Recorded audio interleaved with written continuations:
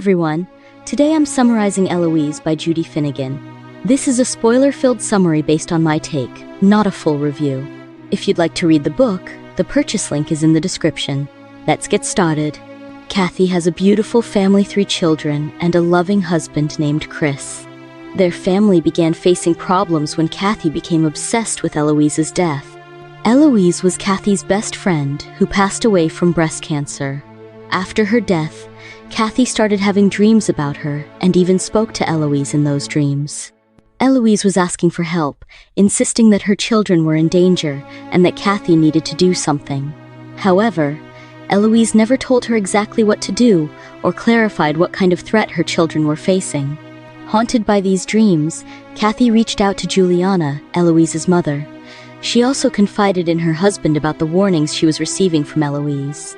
They all believed she was losing her grip on reality and suggested she go back to London for help.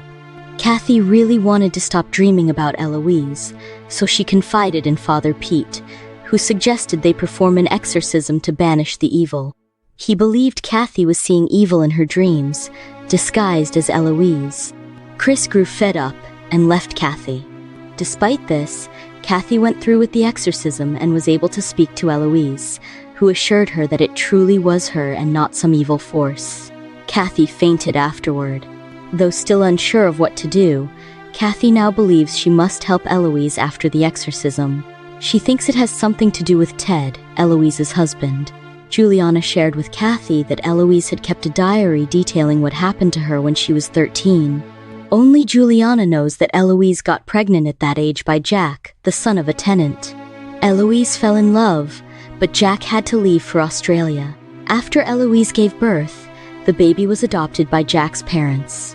Their daughter grew up believing that Jack was her older brother, not her father.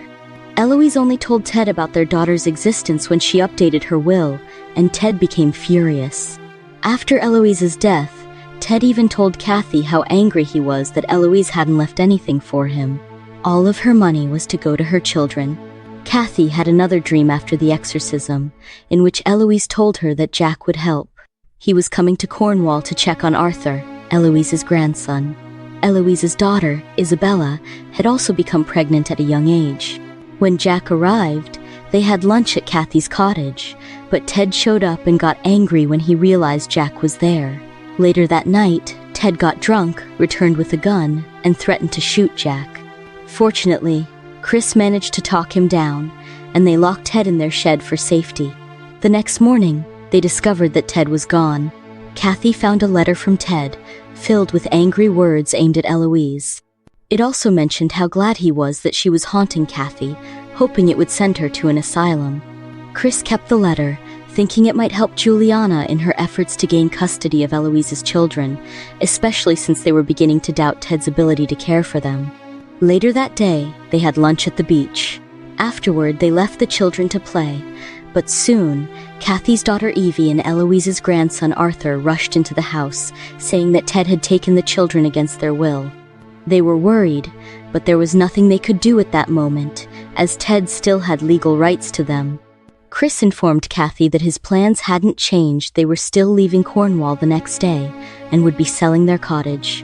Kathy tried to protest, but Chris's decision was firm. He believed that staying in Cornwall wasn't healthy for Kathy's mental state. Knowing that she would be leaving soon, Kathy tried to resolve things as quickly as possible. She called Jack, who came over right away. Jack told her that he thought something was off about how Eloise died. As an oncologist, he knew that cancer patients don't usually die so suddenly. Chris joined the conversation and interrupted them, reminding Jack that Cornwall wasn't healthy for Kathy.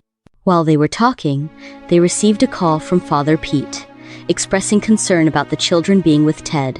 He'd spoken to Ted and didn't think he was okay. Ted and the children were driving to the beach, where the tides were very dangerous. Chris dismissed the idea, thinking Kathy was just being paranoid. However, Kathy and Jack went to the beach to make sure the children were safe. When they arrived, they saw Ted drinking while Rose and Violet were crying. Jack swam out to rescue them. The Coast Guard arrived and saved the children, but they also had to rescue Jack. The children were sent to the hospital, and the Coast Guard, along with Father Pete, stayed behind to search for Ted. The next morning, Ted's lifeless body was found. It was Chris who was asked to identify the body. He also read the suicide note that Ted had left at home. In it, Ted confessed to tampering with Eloise's painkillers, which led to her death. They'd had a row about Arthur, and Ted also revealed that he discovered the children weren't his. He couldn't bear the thought of raising them. As for Jack, he felt a deep connection with the children when he saw them, though he wasn't entirely sure. He knew that their ages lined up with when he had been with Eloise. It was just after his divorce, and he had come to Cornwall, not intending to see Eloise, but they ended up meeting. They made love in his hotel room while Ted was away. After that night, they never had contact again.